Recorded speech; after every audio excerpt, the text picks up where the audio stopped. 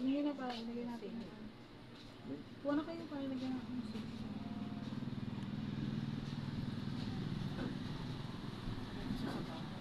Ikaw magsisili ka, sir? Hindi mo. Dalawa lang tayo, guys. Isa lang tayo. Ilagay mo yan.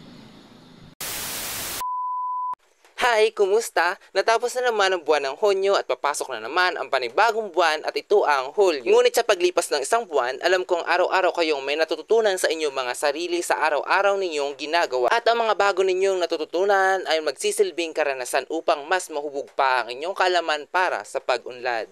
Heto na naman ako at gumawa ng mini vlog. Ngayong araw nga pala ay pumunta ako ng aming district office upang gumawa ng accomplishment report. Dahil ngayon nga ang huling araw ng aming kontrata bilang isang mabuting locally paid teacher, community ALS implementer ng ating probinsya, lalo't higit ng komunidad na aking pinagsiservisyon. Pasok ko sa apat na sulok ng kwartong ito, dala ko ang pagiging isang mabuting community ALS implementer. Huy! So una nga pa pala namin ginawa ay nagsali ng ink si Ma'am Jinky sa printer upang tuloy-tuloy sa pagprint ng mga dokumento at habang si Sir Romnick naman ay gumagawa ng kanyang accomplishment report. Mag-aalas 3 na pala ng hapon at medyo ginugutom na kami kaya't napagplanuhan namin na magmerienda pagkatapos namin gumawa na accomplishment report. At ito na nga, nandito na kami sa Shemen Food House upang maglumi. Huy!